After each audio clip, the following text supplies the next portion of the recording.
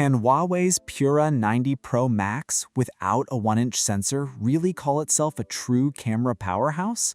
I think this is probably the biggest debate surrounding this phone right now.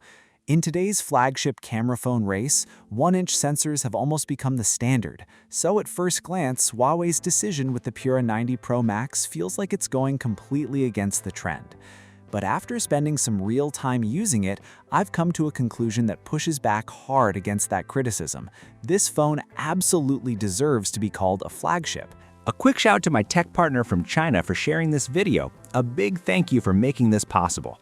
Hey everyone, it's Maiky from techmaiky. If you love staying updated with the latest gadgets, make sure to subscribe and hit the notification bell so you never miss out our exciting tech content. More than that, it feels like Huawei is showing the entire industry a different way to build a product, with a level of precision and rational decision-making that's almost ruthless. To me, the Pura 90 Pro Max is much more than a routine yearly upgrade. It delivers a completely different answer compared with other flagship imaging phones on the market, whether we're talking about industrial design, mobile photography, market positioning, or even supply chain independence. If that sounds interesting to you, stick around till the end of the video. As many of you already know, Huawei's P series, now the Pura series, has always been about pushing mobile imaging to its limits. Going all the way back to the P9, P20, and P40, the camera has always been the main focus. The previous Pura 80 Ultra even came with a 1-inch ultra-high dynamic range main camera plus a dual-lens large sensor telephoto setup, and for a lot of Huawei fans, that was incredibly satisfying. This time though, Huawei made a very different move. The Pura 90 Pro Max doesn't continue with a 1-inch main sensor, and naturally that raised plenty of eyebrows, especially when so many competing flagship phones this year are all using 1-inch sensors.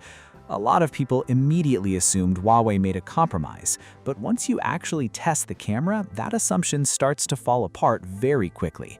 Because even without a 1-inch sensor, this phone still goes head-to-head with flagship devices that do have 1-inch sensors.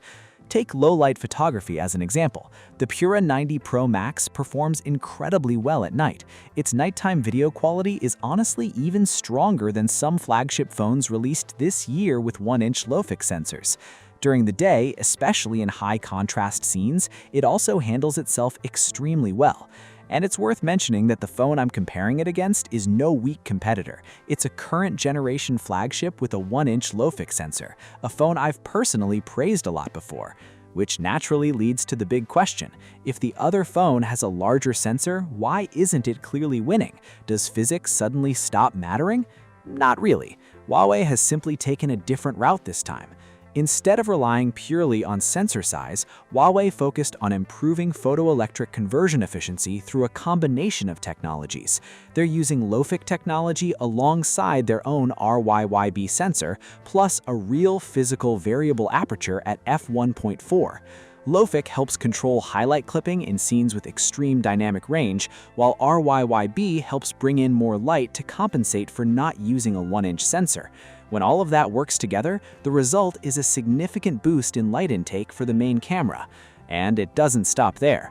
The 200MP telephoto lens also uses an RYYB sensor, which gives it impressive detail capture even in extremely dark scenes, especially compared to other flagship phones using similar 200MP telephoto setups.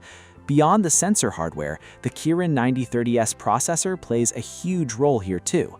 I'm not going to spend time talking about gaming performance because plenty of creators have already covered that.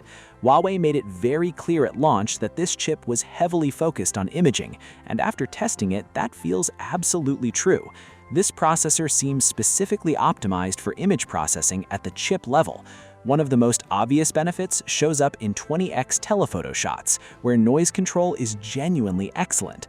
Pair that with Huawei's second-generation Hongfeng image algorithm, and the color accuracy in night photography is also seriously impressive. And I want to say this again, the phones I'm comparing against are some of this year's strongest and most celebrated flagship devices, so this isn't about saying the Pura 90 Pro Max camera is perfect. It's not flawless, but it definitely has strengths that feel unique. If you love shooting night scenes, whether that's old town streets after dark, city neon lights, or concerts in difficult lighting, this phone feels like it was made specifically for that. In some situations, it even offers advantages that competing flagship phones with a 1-inch sensor simply can't match. It also supports 4K 60 FPS HDR video recording, along with log shooting mode. And what's impressive is that the performance isn't coming from sensor size alone. It's coming from extremely deep optimization between software, imaging algorithms, and chip-level processing, combined with very precise engineering and cost control. And honestly, who's to say other manufacturers won't eventually follow the same path? The future of imaging is increasingly moving towards AI. Hardware still matters, of course, but hardware-only competition is approaching its ceiling. Algorithms are becoming just as important. Maybe that sounds controversial now, and maybe some people will laugh at it today, but it's something people will remember later. That said, I actually think all these hardcore specs are the less interesting part of the story. What I personally find more meaningful is Huawei's X-Mage selfie feature inside the camera app, because it solves a real-world problem most users actually face. It teaches people how to take better photos. Once you enable it, you don't need to mess around with complicated settings. The phone intelligently recognizes the scene and instantly gives suggestions for composition, posing, and positioning. You can even import your own custom poses into it. Whether you're taking a selfie or photographing someone else, it can recommend the best angle for the shot. All you really need to do is follow the on-screen guide, line yourself up, and hit the shutter button. For niche professional photographers, this might not matter much. Some might even ignore it completely. But for everyday users, this could honestly be one of the biggest upgrades on the entire phone. Because the truth is, the Chinese smartphone market doesn't lack phones with great cameras. The problem usually isn't the hardware, it's that many users don't know how to make the most of it. Huawei seems to understand that really well. Most users don't care about long spec sheets or technical numbers. What they actually want is a photo that looks great immediately and is ready to post online. That's probably why Huawei added the 3D dynamic photo feature. It lets you share directly to social platforms, and it can even convert live photos taken on other phones with a single tap. And honestly, I think that feature is incredibly impressive. Now, with that said, we also need to talk about the design of this phone. If I had to sum up this year's Pura 90 Pro Max in just one sentence, I'd say this: it feels incredibly youthful. Huawei officially describes it as emotional color aesthetics, with inspiration taken from holiday travel. And honestly, that makes sense. The sunset purple version I have here, and even the previously popular orange ocean finish, really do feel like colors pulled straight from different sunset skies during vacation. But at the same time, you might look at it and think, isn't this design a little bold, maybe even unexpected?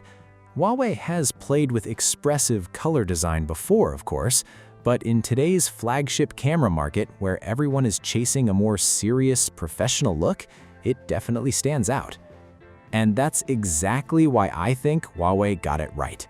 Because this shows how deeply Huawei understands the market.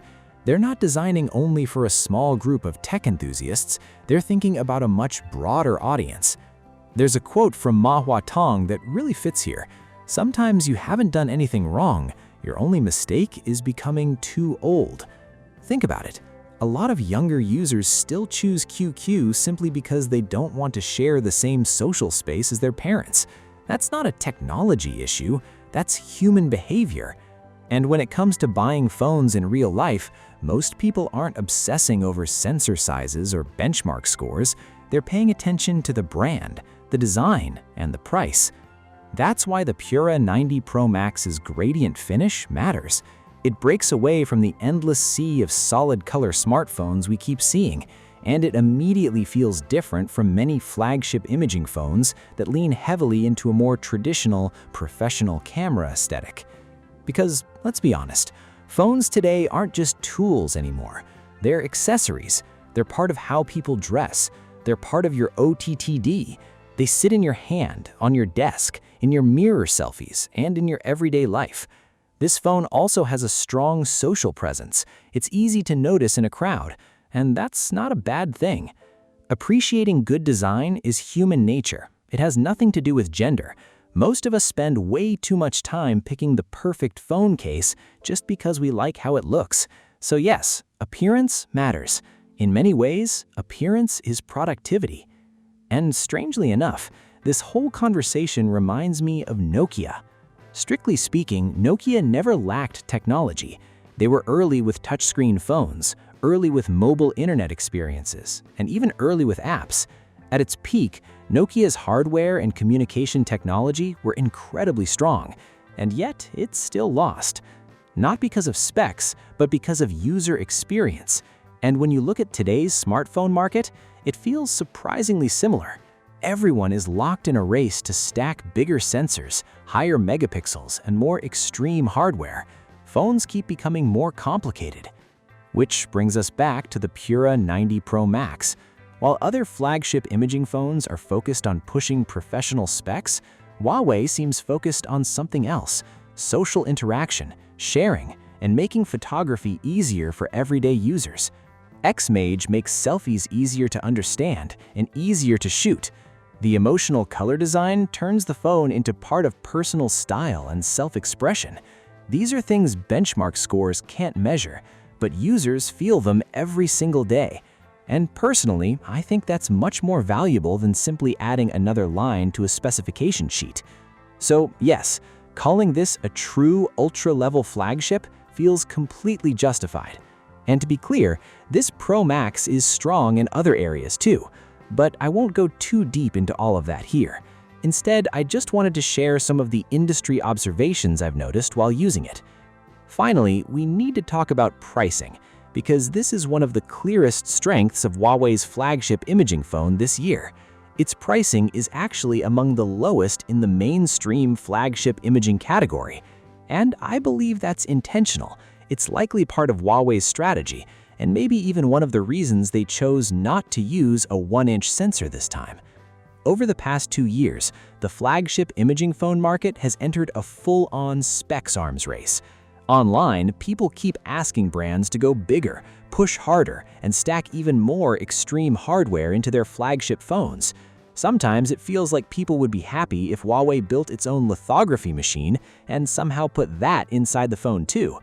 But reality works differently. Higher specs usually mean higher prices. Yes, stronger specs can improve the experience, but at a certain point, those improvements become harder and harder for average consumers to afford, especially right now with global supply chain pressure and component costs continuing to rise. Even memory prices alone have increased dramatically. And because of that, some competing flagship phones are now priced so high that they feel almost unreachable. Even I look at some of those prices and feel shocked. Compared with all those niche technical specifications, I honestly think price is what matters most for most people. Because consumer electronics still begins with one simple thing: buying the product. And when a phone combines strong brand influence, unique camera competitiveness, reliable signal performance, smooth software, eye-catching design, social-friendly features, and then adds a highly competitive price on top of all that, the result can be incredibly powerful. Some people might say that sounds exaggerated, but the numbers speak for themselves. According to data from 3 market research agencies, Huawei held the #1 position in China's smartphone market during the first quarter of 2026. The base version of the Pura 90 Pro Max starts at 6,499 yuan in China, which is roughly 705 pounds in the UK and around $953 in the US. And when you look at the market overall, during a period where industry costs remained high, Huawei was also the only manufacturer offering large promotional discounts directly to consumers during that quarter.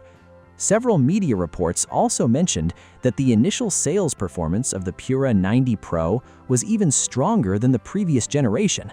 And looking at the Pura 90 Pro Max now, it feels like Huawei is following that exact same strategy again. To me, that proves one important point. The second half of the smartphone spec race shouldn't be about who builds the biggest sensor. It should be about who understands consumers better. Because in the end, the goal of technology shouldn't be luxury for a few. It should be about creating a better life that more people can actually access. That's all for this video. Thanks for watching, and I'll see you in the next one.